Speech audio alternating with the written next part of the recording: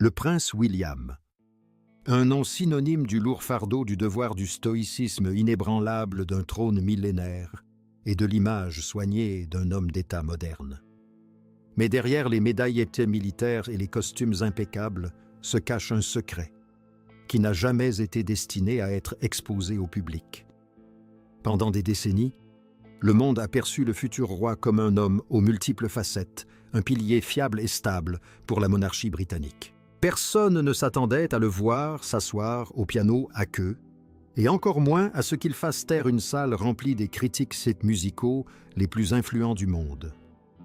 Les rumeurs concernant sa vie privée ont toujours circulé au sein de la famille royale, mais lorsqu'un virtuose de renommée mondiale a publiquement mis en doute son âme d'artiste William, s'est retrouvé dos au mur.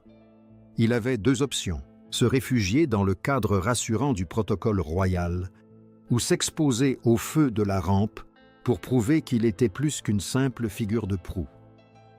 Ce qui s'est passé ensuite a non seulement choqué les invités d'un gala mondain, mais a aussi bouleversé la perception mondiale de la maison de Windsor.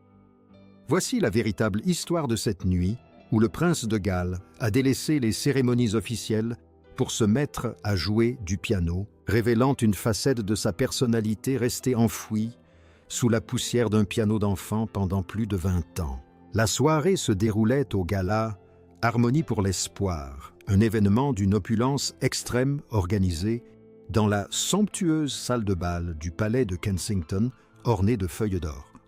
L'air était imprégné du parfum de lys précieux et du doux bourdonnement rythmé des violons.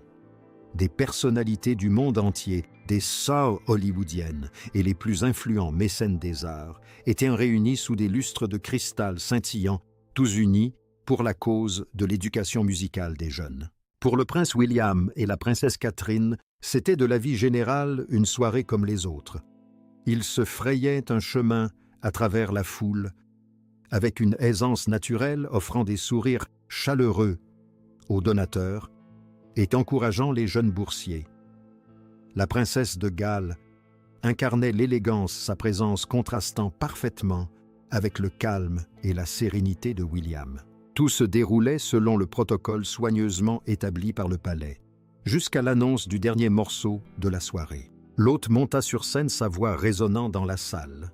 « Mesdames et messieurs, Altesse royale, veuillez accueillir un homme dont le génie a redéfini le piano pour une nouvelle génération, l'incomparable Lang Lang. » La salle éclata en applaudissements polis et mesurés, tandis que le pianiste virtuose s'avançait vers le centre de la scène. Lang Lang, maître de la technique et de la mise en scène, prit place au Steinway. Mais avant même que ses doigts ne touchent le clavier, il fit quelque chose d'inédit. Il se pencha vers le micro, son regard parcourant la salle, avant de se fixer sur la table royale où étaient assis William et Catherine. « J'ai joué sur les plus grandes scènes du monde », commença Lang Lang, sa voix soudainement tranchante. « Mais ce soir, je veux aborder un sujet troublant. Je vois beaucoup de personnes au pouvoir qui soutiennent les arts financièrement, mais jamais avec passion. Nous avons le plaisir d'accueillir des membres de la famille royale ce soir, mais je me demande quand un membre de la royauté a-t-il ressenti la musique pour la dernière fois? Quand un futur roi a-t-il fait plus que couper un ruban pour un musée? » Un murmure d'étonnement parcourut la salle de bal. L'atmosphère se glaça. Catherine laissa transparaître un bref instant de stupeur, tandis que la mâchoire de William se crispa avec une intensité volcanique. Lang Lang ne s'arrêta pas là. « Votre Altesse royale !» dit-il d'un ton mêlant défi et provocation. « Si vous croyez vraiment au pouvoir de la musique, je vous invite à le prouver. Rejoignez-moi sur la scène du Royal Albert Hall dans un mois. Pas de titre, pas de couronne. Juste vos mains et les touches. Montrez au monde que la musique coule dans vos veines et n'est pas seulement une source de financement. » Le défi était une provocation lancée au visage de siècles de tradition royale. Lorsque Lang Lang entama un prélude tonitruant et provocateur de Rachmaninoff, la salle resta figée stupéfaite. Le gala ne s'acheva pas par les politesses d'usage, mais dans un murmure de spéculation frénétique. Le prince allait-il répondre? Serait-il même capable de jouer? Le couple royal quitta les lieux discrètement et avec dignité. Mais derrière les portes closes de leur bureau privé, une décision prenait déjà forme. William savait qu'ignorer le défi revenait à admettre que les critiques avaient raison. La monarchie n'était qu'une institution vide, faite de gestes superficiels.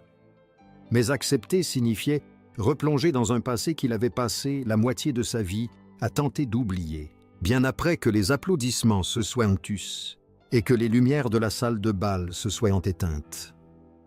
William traversa les couloirs faiblement éclairés du palais de Kensington. Il se retrouva dans une partie de la résidence qu'il fréquentait rarement, l'ancienne chambre d'enfant, désormais un paisible salon de lecture.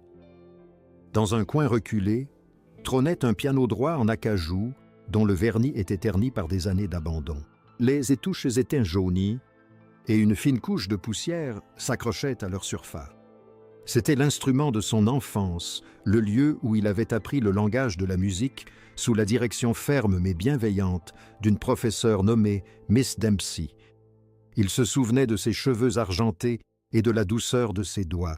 « Tu joues comme quelqu'un qui écoute les silences entre les notes », lui avait-elle dit un jour. Mais plus poignant encore, il se souvint de sa mère.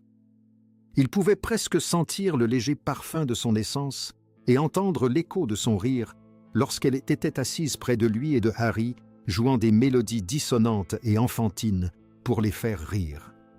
La musique, c'est là où vont les sentiments quand les mots ne suffisent plus, lui avait dit Diana. Ce souvenir le transperça d'une douleur vive et vive. William s'assit sur le banc grinçant et appuya sur une seule touche. Un sol dièse, fragile et désaccordé, bourdonna aussi fatigué et solitaire qu'il se sentait à cet instant. Il joua quelques notes maladroites et hésitantes, une mélodie fantomatique qu'il ne parvenait pas à saisir. Il sut alors qu'il ne pouvait pas laisser tomber. Il prit son téléphone et appela son secrétaire particulier. « J'ai besoin d'un technicien de piano demain matin, dit-il d'une voix dure. Et trouvez-moi un mentor, quelqu'un qui puisse enseigner rapidement et discrètement. Je viens d'accepter un défi et j'ai besoin de me souvenir de qui j'étais. » 3 jours plus tard, une voiture noire banale s'arrêta à l'entrée latérale du palais. Sir Edward Avery, pianiste de concert légendaire, dont la carrière avait été brutalement interrompue par un AVC des décennies auparavant, en descendit. Sir Edward abhorrait la vanité du monde des célébrités et n'avait aucune envie de donner quelques leçons de musique à un prince. Mais lorsqu'il entra dans le salon de musique et vit dans les yeux de William cette soif brute et désespérée de quelque chose d'authentique, il resta. Il ne s'inclina pas. Il n'utilisa aucun titre. Il effleura simplement le couvercle du piano du bout des doigts et demanda « À quand remonte votre dernière séance de pratique sérieuse ?»« Peut-être à 11 ans, admit William. »« Alors, votre mémoire musculaire est morte, » grogna Sir Edward. « On recommence depuis le début. Gamme. Do majeur. Si vous voulez survivre à un duo avec Lang Lang, il vous faut des mains de pierre et un cœur de feu. Je vais vous dire la vérité, vos doigts saigneront bien avant la presse. Adi Aishista. Le mois qui suivit fut une épreuve exténuante de discipline et de dissimulation. Tandis que le monde voyait le prince de Galles s'acquitter de ses obligations officielles, réunions d'informations, visites à l'hôpital, apparitions publiques, William menait une double vie. Chaque instant de répit était volé au piano. Lors des longs vols d'État, il s'exerçait au doigté sur les tablettes dépliables. Pendant les dîners officiels, il tapotait discrètement des gammes sous la nappe. Chaque soir, une fois les enfants couchés, il retournait au salon de musique. Sir Edward était un maître exigeant inflexible face au statut de William et à son emploi du temps surchargé. « Tu joues avec trop de précaution », lui lançait sèchement son mentor. « Tu demandes la permission aux touches. Le piano ne te fera pas de révérence, William. Attaque-le. » L'effort physique était immense. William avait mal aux doigts, ses poignets se crispaient sous la pression de devoir rattraper 20 ans de technique perdue en quelques semaines. Il y avait des soirs où, frustré, il claquait le couvercle de son ordinateur, prêt à tout abandonner. Mais Catherine était son havre de paix silencieux. Elle l'observait souvent depuis l'embrasure de la porte sans jamais l'interrompre, toujours présente avec une tasse de thé et un mot d'encouragement discret. Un soir, après une séance particulièrement éprouvante, où Sir Edward avait quitté les lieux furieux, William trouva une enveloppe sur son oreiller. Pas de sceau royal, juste son nom Wills, écrit de la main de Catherine. À l'intérieur, une photo jaunie du milieu des années 80. On y voyait Diana au piano de sa chambre d'enfant, la tête renversée en arrière dans un éclat de rire, le jeune William la regardant avec une adoration sans retenue. Au dos, Catherine avait écrit « Elle croyait en toi. Moi aussi. Cette photographie a tout changé. » William a cessé de s'entraîner pour gagner un défi contre Lang Lang. Il a cessé de s'entraîner pour préserver l'image de la monarchie. Il s'est mis à jouer pour renouer avec la mère qu'il avait perdue et l'enfant qu'il avait été. La salle de musique n'était plus un lieu d'entraînement, elle était devenue une cathédrale de souvenirs. Son jeu a évolué. Il ne s'agissait plus de l'exécution parfaite des notes, mais de la texture, de la vulnérabilité et des espaces entre les notes que Miss Dempsey avait jadis tant apprécié. Il a commencé à maîtriser Clair de lune de Debussy, mais il ne jouait pas la partition. Il jouait sa propre version, façonnée par le rythme de son propre chagrin et de son espoir. À l'extérieur du palais, l'agitation médiatique était à son comble. Une photo floue, prise par un paparazzi au téléobjectif montrant William assis au piano, avait fuité, et les tabloïds s'en donnaient à cœur joie. « Le prince et le pianiste, un duel royal », titraient les journaux. On pariait déjà sur la capacité du futur roi à jouer une seule note juste. Lang Lang, de son côté, jouait de la scène, déclarant aux journalistes que « la scène est un formidable égalisateur ». La pression était telle qu'elle aurait brisé la plupart des hommes, mais William restait d'un calme déconcertant. Il refusa toutes les interviews, ne fit aucune déclaration et se concentra entièrement sur son piano. Le soir du jugement dernier au Royal Albert Hall arriva sous un vent londonien glacial. La salle historique était comble, accueillant un mélange éclectique d'aristocrates, d'artistes et de journalistes sceptiques. L'atmosphère était électrique, vibrante d'une énergie nerveuse presque palpable. En coulisses, William, vêtu d'un simple costume noir dépouillé de tout ornement, contempla une dernière fois la photo de Diana, expira profondément et s'avança vers le rideau. Lang Lang ouvrit le bal avec son solo, une performance éblouissante, une démonstration de maîtrise technique a coupé le souffle qui lui valut une ovation de 3 minutes. Le public était déjà convaincu que William n'avait rien à faire sur cette scène. Puis, une simple annonce. Pour le dernier numéro de la soirée, un duo. Les lumières s'atténuèrent baignant l'auditoire d'une douce lumière bleue obsidienne. William émergea des coulisses et prit place au second piano. Pas d'introduction, pas de fanfare. Un silence absolu, régna un silence si profond qu'on aurait pu entendre les battements de cœur de la foule. Puis, les premières notes chatoyantes et fragiles de Clair de lune emplirent la salle. 2 hommes, 2 pianos, mais une seule et même mélodie envoûtante. Lang Lang jouait avec la précision d'une machine, mais William jouait avec l'âme d'un homme qui avait enfin trouvé sa voix. Ce n'était pas une performance techniquement parfaite, une légère hésitation ici, un poignet crispé là, mais elle était indéniablement humaine, vulnérable, brute et profondément émouvante. C'était le son d'un futur roi déposant son armure devant le monde. Alors que la dernière note s'élevait vers les poutres et s'évanouissait dans le néant, le silence retomba. Pendant plusieurs secondes interminables, personne ne bougea. Ce fut un moment de prise de conscience collective. Le public venait d'assister à un acte d'un courage profond. Puis ce fut le début des applaudissements. Un premier applaudissement depuis le balcon suivi d'un autre, jusqu'à ce qu'une salve d'applaudissements retentisse dans la salle. C'était une ovation debout, non pas pour un prince, mais pour une personne qui avait osé être authentique. Lang Lang se leva, s'approcha de William, et non pas d'un signe de tête poli, mais d'une profonde et sincère révérence, en signe de respect. Le pianiste était devenu raillé, un membre de la famille royale. Il finissait par honorer un artiste, en coulisses. Catherine attendait les yeux brillants de larmes. « Tu l'as fait », murmura-t-elle en l'enlaçant. « Et tu l'as fait pour elle. » Sir Edward, dans l'ombre, esquissa un rare et discret signe d'approbation. « Miraculeux », murmura-t-il. « Tu t'en es sorti indemne. » Ce soir-là, après que les médias du monde entier eurent salué le prince musicien, William retourna au palais de Kensington.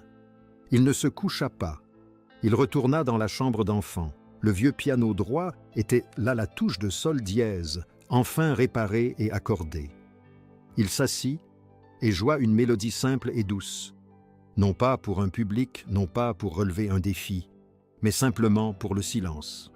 Entre les notes, il pouvait presque entendre le faible écho du rire de sa mère. Il avait prouvé que la royauté ne se résume pas à la couronne que l'on porte, mais au cœur que l'on révèle quand on pense être seul.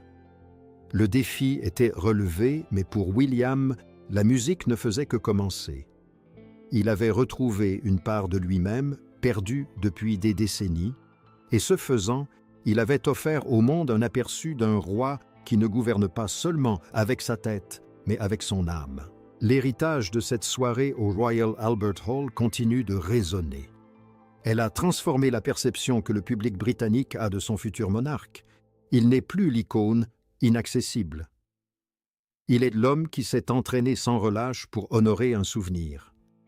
Il est le prince guerrier du piano, un homme qui comprend que la vulnérabilité est la forme ultime de la force. Tandis qu'il poursuit son chemin vers le trône, le piano demeure dans son bureau privé, un rappel constant que certaines des batailles, la saille les plus importantes, se livrent dans le calme de la nuit, et que la musique la plus authentique est celle qui brise le cœur avant de le guérir. Le prince William n'a pas seulement remporté une épreuve, il a retrouvé son identité. Aujourd'hui, assis au piano, il sait que si la couronne est son destin, la musique est son refuge. Merci de nous avoir accompagnés dans ce voyage au cœur des secrets du palais. Qu'en pensez-vous? La prestation de William était-elle un acte de courage ou un coup de maître en matière de relations publiques? Un roi a-t-il le droit d'être aussi vulnérable? Partagez vos impressions dans les commentaires ci-dessous. Et n'oubliez pas de liker, de vous abonner et d'activer les notifications pour découvrir d'autres histoires inédites de la famille la plus célèbre du monde. Les secrets du trône sont infinis, et ce n'est que le début. Cliquez sur la vidéo suivante pour percer d'autres pans méconnus de l'histoire de la famille royale britannique.